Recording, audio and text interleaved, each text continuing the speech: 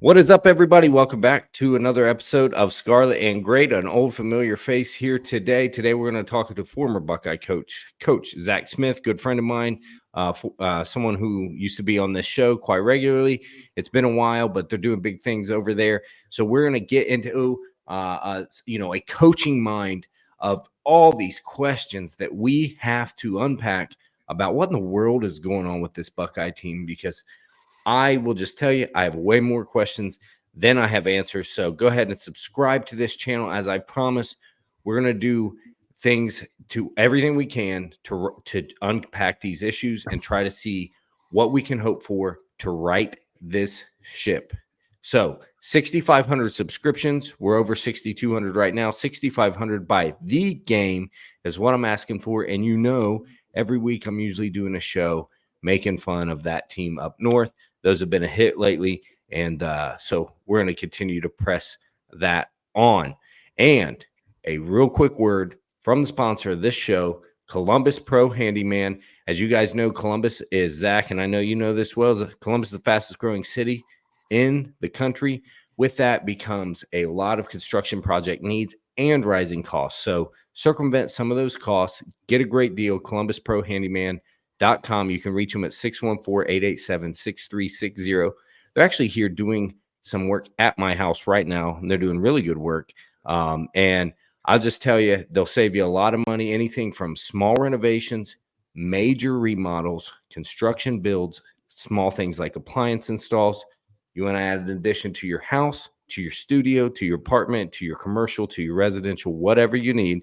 ColumbusProHandyman.com. Check them out. And tell them Scarlet and Great sent you and enjoy a 10% discount there. All right. Getting right into the show. Zach, wow. How have you been, man? It's been a while. I can't complain, man. Just talking about college football every day. Enjoying that. You're a true visionary, man. You always I wish I had been more available to come along with more of the ride with you. I know when early days you would share like, hey man, I have this plan and I have this plan. Yeah. And every time I look up, I'm like, oh my gosh, he's doing it. He's like, you're doing the live shows at Yogi's all the time. You got 11, 12 things you can subscribe to and for now. I mean, you are really building it.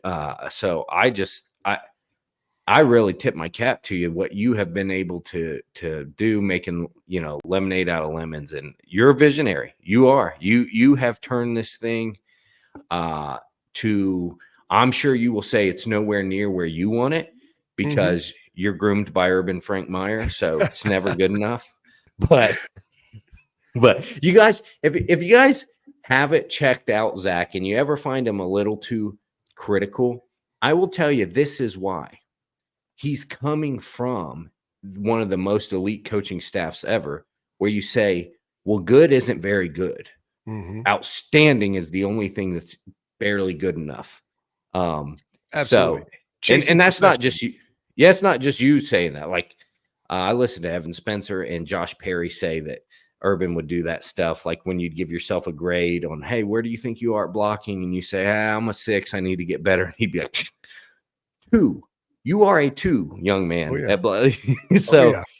So Zach's just here to tell you how to hang banners, because that's what we're trying to do. All right. So I have had a lot of questions. Honestly, I think I've been getting a little bit of mumbling about how, and I've seen comments on this channel of how I've been negative. Even, I've pointed out the positives and negatives on record all season. I've been saying, besides the Western Michigan game, I have seen flaws in every single game. Albeit, I've also seen explosions that say, this is a $20 million roster. If they put it together and play 4 quarters, everybody's on blast. Everybody's in trouble. So I saw what I saw unfold over the last 2 games, and I said, man, I got to figure this out. Who do I know that knows more about football than anybody else I know? Easy, Chris Drew. Well, he wasn't available. He told me he's only taking paying gigs at this time. So he said, reach out to Zach. So here I am. So all kidding aside, Zach, you coached at the highest level.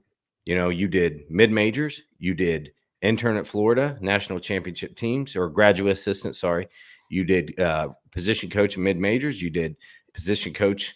You're probably at one time the youngest position coach in all of Power 5 football, or at least marquee programs. Were you 26 when you took that job at Ohio State? Yeah, 26. Yep. My goodness. Wild. Wow. That is crazy to think about. And then you coached at Ohio State for, was it 7 years? 7 years. Yep. 7 years. So, football, probably so much so that most of us can't even understand all the lingo and stuff, but you've always been done good at breaking it down. Check out Zach's, Patreon, his coach's film room. He's made me a smarter fan. I've been like the Leo DiCaprio gif, like watching stuff on TV, like, that's what he said. So Zach, if I'm off base here, look, I got no problem with you saying, nah, that's not quite right. So correct me where I'm wrong here. First question I have for you. I watched, like I said, 6 of the 7 games, okay? And Buckeye fans, you can mention this in the comments too if you think this is true, but 6 of the 7, I watched the Akron game, and I said, man, they just kind of went through the motions for a couple quarters, then got tired of it and blew them off the field. Western Michigan, no complaints. Marshall went through the motions for a quarter and a half, 2 quarters, blew them off the field. Michigan State, a little bit of spinning in the mud, blew them off the field. Iowa, 7 points at halftime. 7. Put their foot on the gas, like 21-point quarter in the third quarter or whatever it is, blew them off the field. And then, so in my opinion, Zach, what I have witnessed, and defeat me where I'm wrong here. I have no problem with it because I'm trying to figure this out. Right. If I am delusional, please relieve me of that. So I played enough sports to say this. When you're on the field with somebody or on the court, if you're better than the dude guarding you. And you can try, and also, if the guy across from you is way better than you. You won't say it out loud. You will never tell him that. You won't even tell anybody about it, but you can feel the difference in athleticism. I would imagine with some of these schools, they really feel it. Absolutely. No question. And so I'm of the opinion that now you can tell them, hey, don't lose focus. I don't care if it's Akron. This is Ohio State. No plays off, no plays off, no plays off. When you're dealing with 21-year-old millionaires and they can feel that they're so much better than the guys across from them, human nature creeps in, and it's just so hard to put your foot on the gas every single play. My opinion was that this team was doing that early on, but when they got sick of looking up and being, man, we're only beating these guys by 7, they would put their foot on the gas and just do what they're supposed to do. And you go, this is that $20 million roster. How true or false is that summation of those first 5 games? No, I mean, I think that's accurate. I mean, I think prior to Oregon, it was a team that it just wasn't clicking on all cylinders. It was, I think, a lot of offseason hype about how it's the most talented roster in the history of college football. And no matter how much you tell them to block the outside noise, like they hear that, they know that, and they roll into Akron and they're like, it's Akron, stop it. Like, I'm not worried about this game. And so they're not on their game. And here's the reality. Akron has college football players, and a guy can make you look stupid once or twice, even though he's an Akron player. And I think it was just kind of sputtering, like you said. I think the only concerning thing is that's a coach's job. It's a coach's job to get you to play your best football consistently. And no one was ever worried about those games. But I think after what we just watched Saturday is indicative that it might be deeper than just that, because we just saw a team get beat in a top 5 matchup, the game they all were looking ahead to, right? As much as we wanted to hype Iowa up and make them lock in, they're thinking about Oregon. They are. Everyone knows they are. The fans are, the coaches are, but they're going to try to focus and ignore it. But after losing that game to Oregon and getting a bye week, to come out flat this past weekend against Nebraska, not to take anything away from Matt Rule and what Nebraska did, because I broke Nebraska, Indiana down on Friday, didn't even look like the same team. when I watched them on Saturday. But it's concerning. Like how shouldn't you be pissed off, have a bad taste in your mouth? You had 2 weeks to get healthy and you should come out and just kicking ass, taking names. And they didn't. And now I'm worried. Okay, well, what's next week going to look like? Now we got Penn State. Now you can't sputter in Happy Valley. I know that much. Right. So you do think there's a truth to that. They could feel that, but when we see a loss and then we see a poor performance and a win, you see, oh, maybe it is more than you just felt that you were better and could take some plays off. Maybe it is the coaches couldn't figure out how to shake you and say, don't do that. Yeah. So maybe, okay, so now we're peeling back the onion. Maybe there are some systemic control issues where, God bless him, Kerry Combs, when you'd look at the sideline sometimes, he didn't know.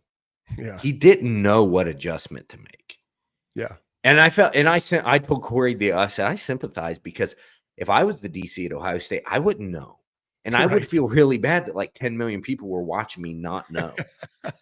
So it might be a little bit maybe of the case of these coaches don't exactly know the answer of how to make a 20-year-old millionaire click and these players, all right. So maybe there's a little bit of a systemic issue at Ohio State where we're having trouble grabbing, the bull by the reins.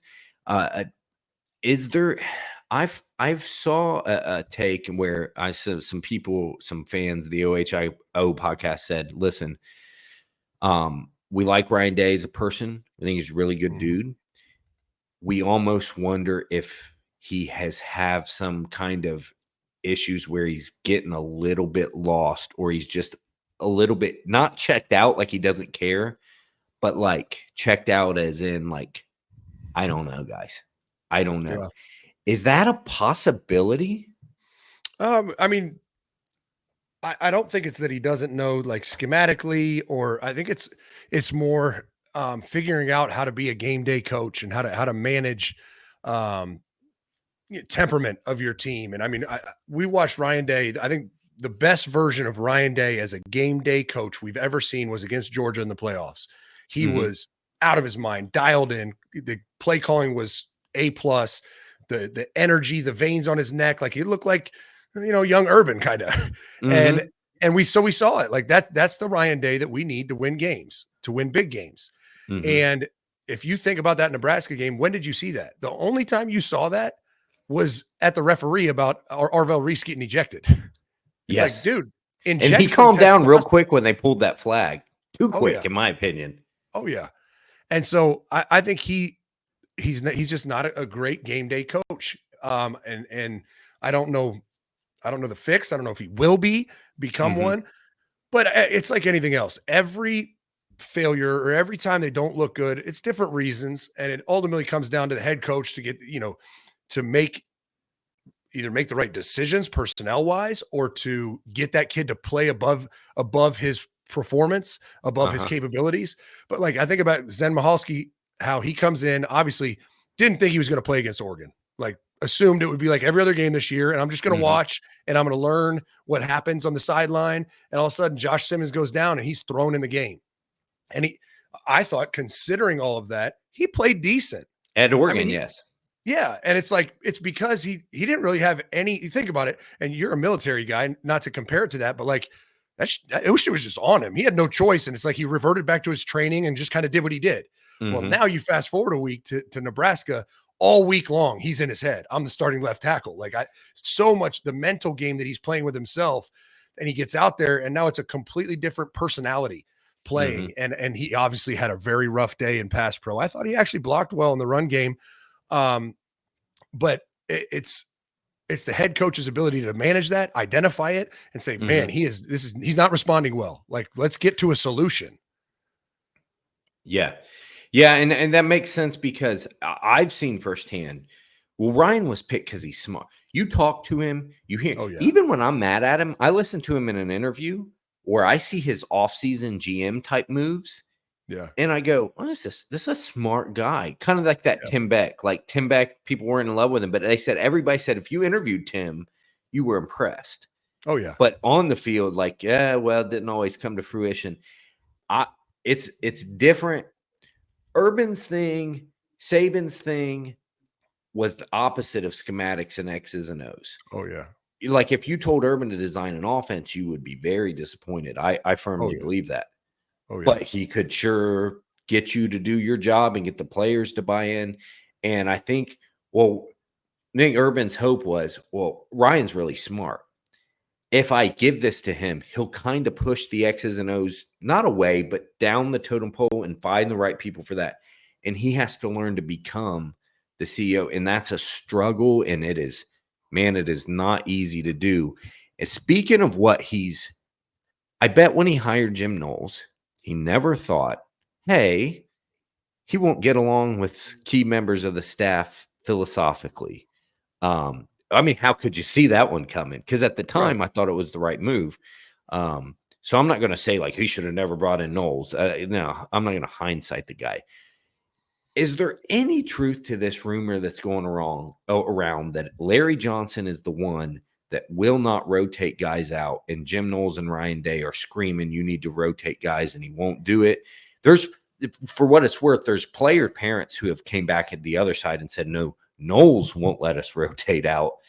Is there any truth to any of that? I mean, they obviously have disagreements as far as to run the 3-down defense that he ran at Oklahoma State versus a 4-down defense that he's currently running. I mean, there's so many conversations that have happened. And I think it's a Ryan Day thing more than anything, because I watched Dallin Hayden not play at all last year because he didn't have a great grasp of the offense, but in times where it's like he's still the better option. Ryan Day, I remember Tony Alford went to put him in and Ryan grabbed him and said, absolutely not. I think Ryan Day has an issue with his best defensive end not being on the field. And you saw it against Nebraska. I mean, some of these snap counts are crazy. Jack Sawyer playing 64 out of 72 more snaps. Than the DBs. It's nuts. It's nuts. And I know Larry wants his guys in, but I know Larry Johnson. I mean, you go back to 2016 when we had that ridiculous defensive line, they all rotated. Jalen Holmes, I mean, we had Tyquan Lewis, Joey Bosa, and Jalen Holmes was a third D end. He played half the game. So I know it's not a philosophical thing for Larry Johnson. I think it's really a Ryan Day thing, and I don't know where Jim Knowles stands on it, but there's just there's things that they're still working through in year 3 of the Jim Knowles defense that I think it's absurd. Like that should have been worked out. Like you should have worked that out. And if there's an issue, if Larry Johnson is the issue, which I don't think he is at all, if he is, well, get rid of him. Like it's year 3. We should have already identified that. Yeah. If you invested $2 million in Jim, there's no, well, make these legends work together. Well, Larry's 67, something like that. He's going to do what he wants to do. I'm glad you said that because somebody brought this to me and they said Larry won't rotate. And I said, guys, 2 years ago, I was upset because I thought he didn't give his starters enough run. Oh, I made a joke before the game that Larry Johnson was figuring out a way, trying to scheme a way where he could sub D lineman mid-play. That's how much I thought he rotated. There's no doubt. Then I was told Larry don't want to rotate. Jim does, but Larry won't let him, and Day wants him to rotate, and Larry won't let him. And I was like, guys, so I'm glad to hear you validate what I just said or what I was thinking. And I can see a little bit of that old Urban mentality. No, don't take the best guy off the field. Well, he's only the best if he has his motor still. Yeah, so, if he's fresh. Yeah. And as far as philosophical, this is the way I've read it. Jim ran a defense that you need to run with a little bit lesser talent. Not quite the triple option of defense, but he's going to have some weird stuff. You seen that goofy stuff he did, drop every lineman and send safeties. And I think you got to do that when you're outgunned. And I think Larry's philosophy is, no, I am not coaching like I'm outgunned. You tell me to go get the best player in the world, in the country that can just whip the guy across from him. And I'm putting him in the game to do that. And if Jim wants him to drop back in zone that is not who I recruited. Right. That is kind of the way I have read these philosophical differences. Do you think there's half truth to that at least? No, I mean, I think Ryan confirmed it last week in the press conference. He said, listen, because someone finally, a beat reporter asked him point blank, like, there's a lot of rumors about Larry Johnson and Jim Knowles not being on the same page. And he said, I watch it closely. They're on the same page. He said, what happened was Jim Knowles came from Oklahoma State where it was harder to get good D linemen. He was like, here, we've got a bunch of them. And so to play 3 down the way he did at Oklahoma State doesn't fit our personnel. We have some really good D linemen. We need to play 4 of them at a time. So Ryan Day doubled down on it. Now, whether Jim Knowles agrees with that or not, I don't know. But clearly Ryan Day is on that side of the fence. Yeah. And I agree with him. Now, that being said, some of the stuff they did against Nebraska, they should have done it against Oregon. Some of the blitz packages, some of the zero pressures. I mean, I saw JTT dropped once, which that's fine. Once a game, twice a game, just to get him a different look. So he's not always a rusher. Why that took Oregon to get there, I don't know. I think, honestly, Johnny, it was PTSD from the Michigan game. Some of those zero pressures where Ohio State got burned. And it's like, but where they hit a seam and just was gone. I watched Georgia. I watched Texas. I mean, I break down all these teams in the coach's film room, and it's like they're doing it. And we're supposed to have the most talented defense in the country. Why can't we do it too? There's no Cam Martinez out there trying to cover a receiver. Like, it's different personnel. Yeah. And I've always been of the opinion, man, so Jim would like 3 down linemen with only 2 linebackers. That's a tough set, man. That's tough in the Big Ten. Yeah, you can't do that in the Big Ten. You talk about getting gashed in the run game. I am of the opinion that UC dominant defenses, they're 3-4 or 4-3. That's, Saban ran a 4-3, Kirby, or 3-4. I mean, Kirby likes that. Ohio State 4-3, I got no problem with. When you lessen, people criticize these linebackers sometimes. And I'm like, guys, you got to remember there's only 2 of them. That's a whole different assignment. Like, you basically have you different type of player. And even I, in my level, can see that. So I've always kind of thought like Jim should play. He should still be who he is, but he's got to realize he doesn't have to rely on gimmicks. Now, being exotic's not gimmicky. Like, Brent Venables made a living off being exotic, but he stayed somewhat treated 3 down linemen and 2 linebackers. That's a tough sell. The Big Ten, that's a tough sell. That's a recipe for disaster. Yeah. I think I could get a couple yards on that defensive front if you get blocked good enough for me. Well, I know at least this. We're giving the staff a hard time. What's going on with the O-line is rough. Like, that's you lose your top 2 left tackles. Now, first, before I ask you this question, is what's next at O-line? Is this actually a death sentence? Is this too big of a hurdle to overcome? Do you think they watched Zen get tossed around at practice for 2 weeks and said, no, he's just better than the 3rd guy, though? That's the thing. Or do you think he just played worse than he practiced? Oh, I think he played worse than he practiced. I think the reality that he was the starting tackle and kind of realizing that for 2 weeks and then getting out there in the bright lights, I think he played his worst game. I think he's far better than what we watched on Saturday. And I'll say it again, though. I think he played well in the run game. I mean, I think he blocked well in the run game. It's just it was a handful of pass pro reps where he overset a little bit, guy beats him inside. And I also think where the real failure was in the game plan. One, that all of a sudden, all this multiplicity we saw in the run game went away. It was gone. We didn't do that Saturday. And then I watched Nebraska pass pro for Dylan Raiola. And there was very rarely was there a time where JTT or Jack Sawyer had a one-on-one go at a tackle. Like, they always had a tight end chipping, a back chipping, someone helping. And it felt like after the kid got beat once or twice, for sure, give him some help. Like, give him a chip, give him something. Yeah. Well, is this too big of a hurdle to be down your top 2 left tackles? I mean, it's honestly, I think the bigger issue is the guard play. Like, when I've watched the game and I broke it down early this morning, I felt like there was an issue at left tackle in the pass game but there was an issue in pass pro and the run game at right guard. And that's why you're seeing this carousel of Tegra, and then Tegra gets fat and lazy. And then Austin Sierraville goes in, not as strong, not as good with technique. And then they go back and they flip flop back and forth because they have a real issue at right guard. I'm more worried about that than left tackle. I think you have a built-in answer to put Donovan Jackson at left tackle. I think he's athletic enough too. He's strong enough. He's the best lineman. I think there's a case to be made for that, but then now you need another guard and you already don't have a great answer at right guard.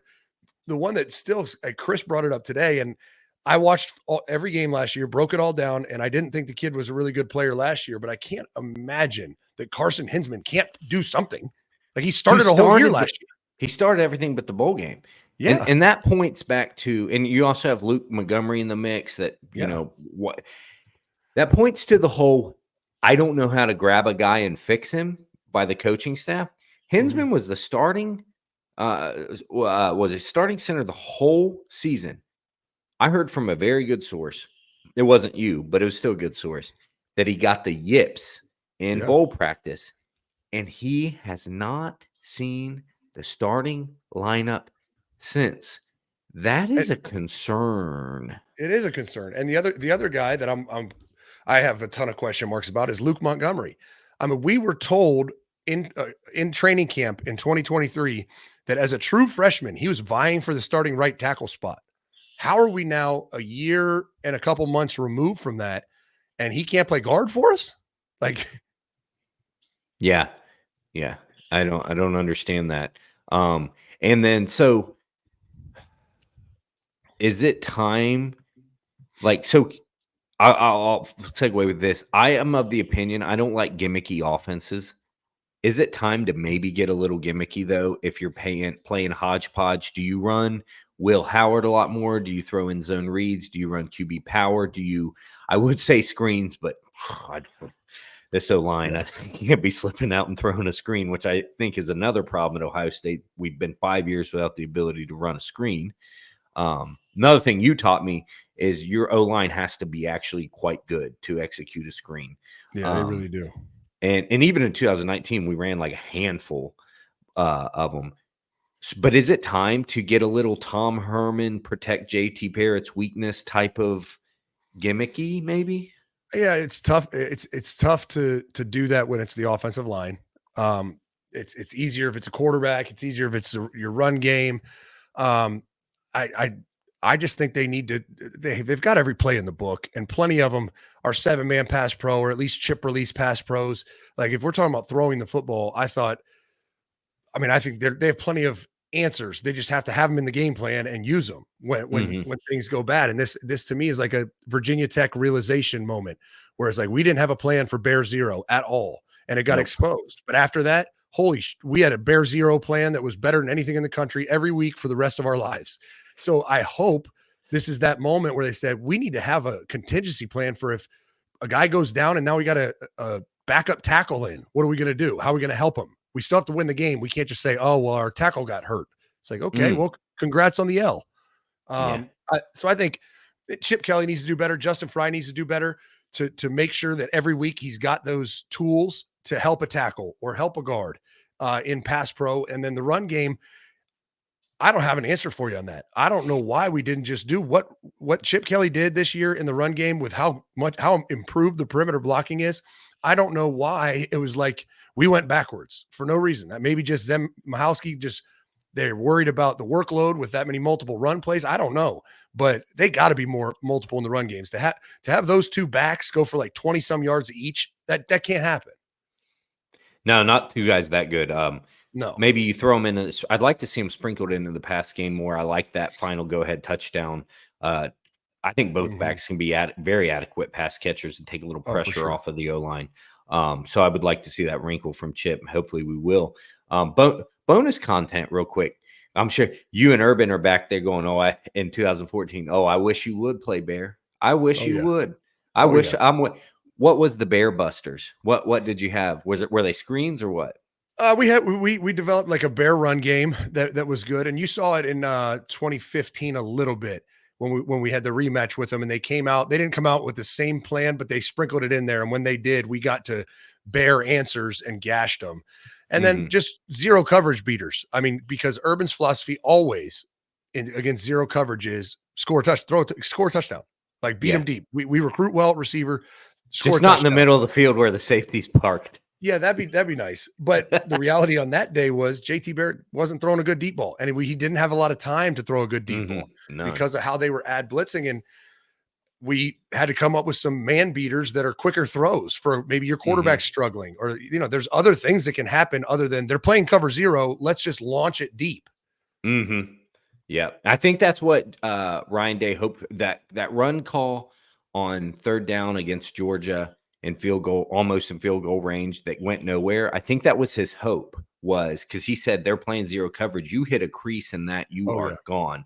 But that, I forget that freakish defensive tackle they had just bench pressed somebody and said no.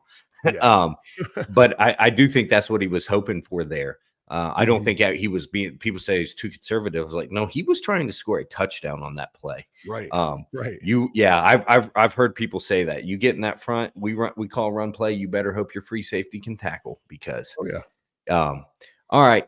So Zach, is this possible then to fix with these issues? Is it possible? Do we have enough time left? By fix, I mean, be good enough to win one playoff game. Is that possible? Yeah, it is. Okay. Yeah, absolutely. I mean, if they do the right stuff schematically and they just keep getting better. I mean, I always reference the 2014 year. Everyone talks about the Virginia Tech game. And we went down, I think it was week 10. We went up to Minnesota and played a bad Minnesota team. 7-14. And won by 7 points. And it's like this Georgia in 2022, 16-6 to Kentucky. Like, these games happen. It's just about, all right, honestly, thank God it wasn't a Vandy Bama game. Like, you got out of there with the win. You didn't play well on offense. The defense actually played well outside of Davis and Igbinosun just holding everyone. You feel decent that if you can get that left tackle position secured, I'm not saying he's going to be a great tackle, but just help him out with some chips. He was pretty good in the run game. Keep developing him there. And no one's talking about this. And I tweeted it and I got just destroyed because people only look at box scores. Will Howard on 4 straight drives made a mental error that ended the drive on third down. 4 straight drives. Like, the massive struggle window right before the game-winning drive, he had obviously the bad interception that was, if you watch Nebraska's film, that's what they do. They overlap their corner and cover 3. Like, he should have known that. And if you're going to throw it, you don't put any air under it.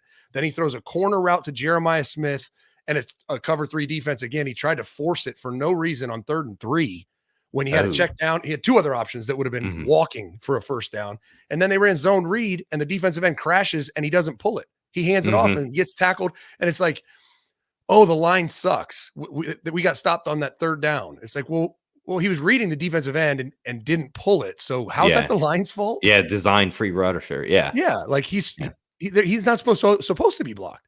And I forget what the 4th one was, but it was 4 straight drives where I'm like, damn. I think it was the one where the announcers were saying, shouldn't there be a built-in pull there? And Will didn't pull it. Yeah. I think that was that play. And I tweeted about it, and people were like, "You're an idiot. That's why you're not coaching." I'm like, "Well, no, I saw it. I saw it pretty very clearly." Yeah. And I think Will Howard played well, but those are 4 critical mistakes in 4, money down situations that you can't do. Yeah. If I could give stupid advice from a stupid person to Chip Kelly and Ryan Day, and I would have loved to give Ryan Day this advice last year. I know McCord had some limitations, but usually when he called the game fast and loose, McCord thrived a little bit because he could use his weapons. Yeah. Yeah. Call it like you have a $20 million roster, not like you're trying. Chip called the game like he was trying to protect people. Yeah. I'm like, call it like you're trying to go win it. All right, Zach, last question. We've all been on this for really quickly. Stadium atmosphere. It's bad. I tweeted it was bad. You've been on it for a while. No one's scared to go to Ohio Stadium at noon, which is mind-boggling that you're not afraid to go to one of the, no, we're afraid of the roster, but the fans, you have high ticket prices. You got a lot of sweater vest people, a lot of people 401k crowd there. You got corporate people buying tickets, and it's capitalism. It's free. It's allowed to happen. But people aren't interested. People are tweeting me. Instead of crushing me for that, people are like, hey, I'm at the game, and no one's watching it. No one cares. It's My crazy. take is you have so much loud music and so many crazy lights that Tim and Carol want to stay home, and you just get wonky with it. Is that about all you can do? I mean, I don't know what else you do to get the right people in the stadium, but I do know this: when you have a touchdown, TV timeout, kickoff, TV timeout, like it's going to get dead in there. But Mhm. I don't know what we're doing with the DJ scene, the entertainment side of it. Like you got to keep the crowd up. You get a little momentum. You got to be pumping some relevant, maybe hip hop, something that gets your blood flowing. Mhm. And the game day atmosphere is just atrocious, and it's only gets exemplified worse and worse when I see other schools, even Michigan, their game day atmosphere with the lighting and strobes, and I'm like, whoa, where is that? Yeah. And I love it. Like, you can't have no excuse because old stadium, they did it at Michigan. Right. Oh, we're icons. We don't need to resort to gimmicks. Bama did it 5 years ago. Um, I And think all I these think all these stadiums are old, all of them. they're all doing it. And that's what somebody just told me. Like, I don't know if Bjork or somebody said it just takes too long to get the lights on or something. And I was like, oh, every other stadium can do it, but Yeah. not little old Ohio State. Well, we're we Well, on Dabo's playbook now. We're just a little old right. program that we just can't get these things going. Well, I do know that I don't know what you call it. A person that I know was at the Oregon game with Bjork in his box, and they were talking about this exact thing. And he said, "Listen, that's one of the number one things that I'm worried about, focused on." He said, "There's a bunch of people that boarded this plane with us to come to Oregon for a reason, to see what this looks like, and then go home and compare it." And I'd imagine those people are people with a couple coins in their pocket. Hmm. Well, I like that. Well, good. Ended on a high note. We're going to see changes to the stadium by the time Zach's youngest graduates high school. So what is that? 14 years? 14 years, 2038, I think. Or no, Yeah. 2039. He's getting redshirted in preschool. Yeah. Yeah. He's quite the young man there. He took my daughter on a ride in his Lambo, and that was I really know. I saw nice of him. you sent me the Yeah. pictures. Yep. He's smart too. As soon as I stepped in the house, he looked at my daughter and he said, "You must be 3 because I'm 4." And I was like, "Huh." That's actually quite Right. quite impressive. Your mother, by the way, said he's not a very good driver, and I thought that was a low blow. No, he's absolutely not. He is, I mean, chaos embodied in a 4-year-old. There's no doubt. Like he's nuts. He says it all the time. And I think one of his siblings said it to him. Now he says it all the time. If you say, "Hey, Luke, what are you?" He'll say, "Me? I'm a psychopath." I'm like, damn. Wow. Okay. Well, Zach, thanks for coming on, man. It's been really good to talk to you. I thank you for your valuable time. For those Buckeye fans or maybe new to the YouTube platform or whatever, just maybe they heard something they didn't like and they never gave you a shot. I encourage you to go over there and take a listen. Zach, tell them where they can find you. Yeah, I mean, we launched a website, menace2sports.com, and the number 2.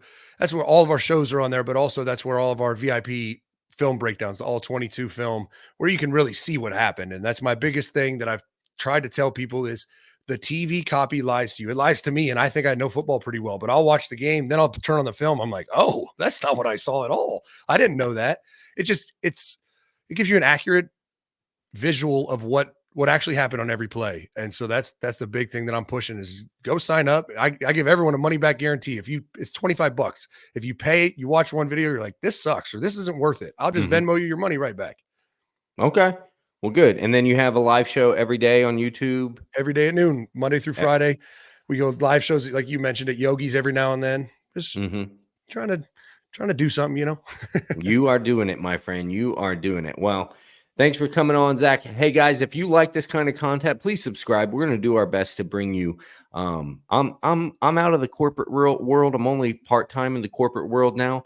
I'm peeling myself so I can pour myself into more of these passion projects, and deer hunting and fishing. So I'm actually about to go get in a tree right now. So There you go. yeah. Hey, come back and see us next time. As always, goodbye. God bless and go Bucks.